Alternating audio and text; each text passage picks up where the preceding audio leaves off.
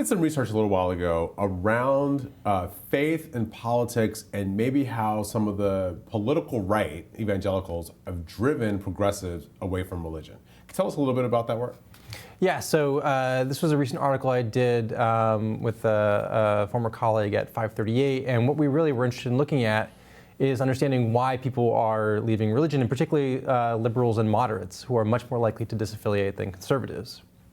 And one of the things that we found, which is consistent with other research out there, is that the conservative Christian right had a significant role in reasons that more liberal folks are leaving.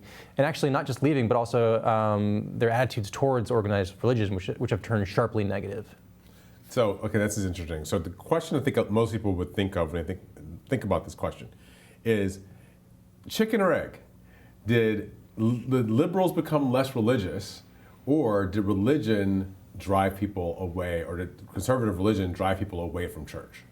So most of the work suggests that it was the arrival and really the prominence of the Christian right in the 80s and 90s, because we don't see this mass disaffiliation until the early 90s. And at least chronologically, the rise of the Christian right came before that. So the timing at least works out in that the Christian right being sort of the causal mechanism towards this disaffiliation. And I think we also have to pay attention to the role that the media played. Right, the conservative Christian leaders were prominently featured in the media. Often the most extreme statements garnered the most publicity. And I think particularly for folks who were less attached to a religious community, it became a lot easier to sort of drift away. Right. So you had those people like the Jerry Falwells of the world, the people who became the moral majority for Ronald Reagan. But then you also had the televangelists who got caught in scandals during that time period. And I think it made a lot of people who were quote unquote intellectuals or thinking people wonder, should you be giving your money to get a, prayer cloth online and trying to give somebody money in order to get that to save your life or to save your soul? You could use your money to do something else. Right, and I think this is a real challenge, particularly as more Americans are being raised outside of faith completely. How are they understanding what religion is and how it contributes to society when they're learning about it mostly secondhand through media accounts, through YouTube videos? And I think it becomes a lot harder to understand fully a lot of the social benefits that churches and religious communities provide if you're just seeing, these kind of crazy statements that are, in the media. I wonder if another thing that happened had a big impact, which is the rise of the pro-life, anti-abortion movement, and some of the people who were really far out on that movement, who would show up at abortion centers with the pictures of the fetuses and drive through town and all that sort of stuff. So as liberals and progressives became more of a pro-choice party, if the drive to the right of some of those religious groups also, is that part of the dynamic you're talking about? Well, I think the broader sort of focus among conservative Christians on human sexuality, so whether that's abortion or reproductive health issues or gay and lesbian people, particularly opposition to same-sex marriage, that became a particularly important sticking point for younger Americans who have been far more supportive of LGBT rights and I think have viewed it as kind of a deal breaker for many of them in terms of how accepting churches and denominations have been. So until recently, part of the phenomenon we're talking about is really, it's a white people problem, right? It's an issue that really affects white people in the country because for black Democrats, that still was such a central part of the African American experience was the church experience. I think it's a little different for younger African Americans now. But you did see maybe more white religious people moving away from the Democratic Party, or maybe some white Democrats moving away from religion. Yeah, so I think that's totally right, that there's absolutely sort of a racial and ethnic component to all this. So in terms of disaffiliation nationally, so it's a trend that's hitting every congregation, every racial and ethnic group. but disproportionately. So we're seeing that you're right. So white, college-educated Americans are leaving at far greater rates than we're seeing among the African American community, among Hispanic, Latino communities as well. So. Yeah, I actually still see in Latino communities, Catholicism is often a very big religion, and a lot of them are also evangelical, non-denominational Christians. Right, that's growing actually, evangelical. So Hispanic evangelicals is sort of a growing part of in that community. So I think about somebody like Bill Maher, right? So Bill Maher, who is obviously, he's not a conservative by any stretch, but on this question of religion, I mean, he really has made it part of his public persona mission to go after religion and people who believe in God. I guess I wonder whether or not that is something that attracts people or makes people who are more progressive feel like, you know, I guess Bill Maher's sort of smart on these other issues that I might agree with him on. If he doesn't like religion, maybe I should stay away from it too. Well, the interesting thing is Bill Maher sort of equally goes after groups that are popular on the right and the left. So there's a lot more sympathy on the left towards treatment of Muslims in the U.S. So when he goes after Muslims, he gets, I think, roundly criticized by people on the political left. When he goes after Christians, he gets more criticized from people on the right. So I think there's differing appetites of that, but generally I think that kind of strident anti-religious rhetoric is more repelling. You had a statistic, and I want to make sure I get this right. I think it's among Democrats who believe in God. In 1991, 53% of Democrats believed that God was real. In 2018, it was 36%. That had gone from 53% in 1991 to 36% in 2018. It's a really big shift. Yeah, no, I think this is sort of game-changing demographic shift among the Democratic Party.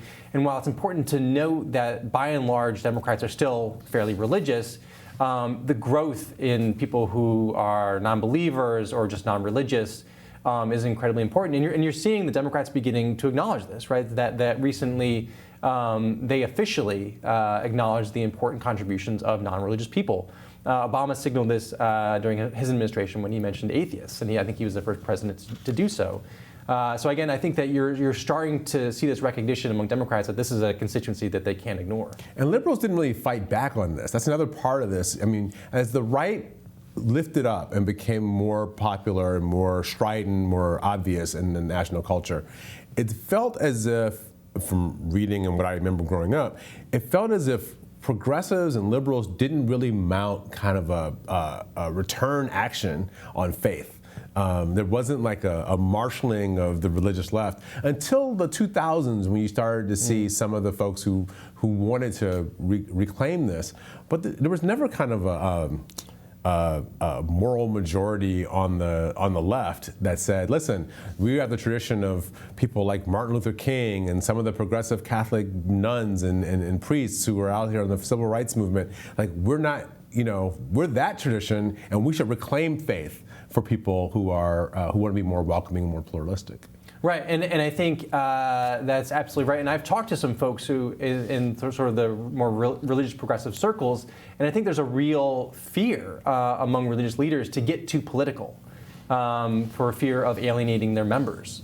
In a way you just don't see it on the right. And the problem is that then you only see one side, right? So religious-based activism is all opposition to abortion and same-sex marriage. Whereas, plenty of progressive religious people would say, no, it's about immigration and being welcoming the stranger. It's about economic and racial justice and all these other issues. And that's all informed by faith as well. And I think when you're only seeing one side, it sort of has a distorting influence on how people perceive religion. So some people believe that there might be an opening when it comes to younger evangelicals, and that younger evangelicals may not be as worked up about some of the social issues their parents and grandparents were. So perhaps there's a way for progressives to make inroads on things like climate change, for instance, as they talk to young people who are in the evangelical movement and make them more open to voting for Democrats. Is that something that you've seen in any of the research that you've looked at? Yeah, so I think there's a really important shift happening among younger white evangelical Christians. Obviously, white evangelicals have been critically important to Trump's sort of political viability and will be really important in 2020. We're starting to see a little bit of a generational fracturing And where we're really seeing it is, these concerns about cultural change, demographic change, where younger white evangelicals kind of shrug and say, okay, yeah, we get it. I have friends who are atheist and agnostic and Muslim, gay, lesbian, Black, Hispanic. And so because they're in this really kind of pluralistic, diverse culture, they've come to embrace a lot more sort of openness. And issues like immigration, which a lot of older white evangelicals care a lot about, closing the border, supporting the Muslim ban. Those aren't policies that are widely popular among the younger folks. You've done some other research around misperceptions, perhaps, that people have, Democrats and Republicans have about each other. What did you find in that study? Yeah, so we're moving further apart in terms of political polarization. Our leaders on the right and the left have been moving further apart on a whole variety of different issues. But there's something that's more pernicious is happening, which I think is creating a really sort of more toxic climate. And that's we're increasingly sorting ourselves demographically, too. So the idea of an atheist Republican seems kind of weird. Or a pro-life Democrat, increasingly sort of unlikely category. And so what's happening is it's affecting how we perceive each other. So in that study, we found that most Republicans believe that, or a lot of Republicans believe that Democrats are atheist or agnostic, whereas Democrats believe most Republicans are evangelical Christians. So it's affecting how we even view each other. It's not just about policy anymore. And is there a big, what are the biggest misperceptions that people have about the other? So it comes down to two, age and religion. So and this is actually true for both. So both Republicans and Democrats think the GOP is much older than it actually is, and Democrats are much younger than it actually is. Democrats and Republicans generally perceive that the majority of Republicans are evangelical, which they are.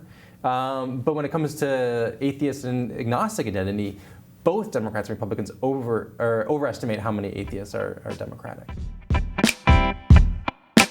Thanks for watching Hill TV on YouTube. Be sure to click subscribe and hit the bell so you know when we post new videos. And head to thehill.com for all the latest political news.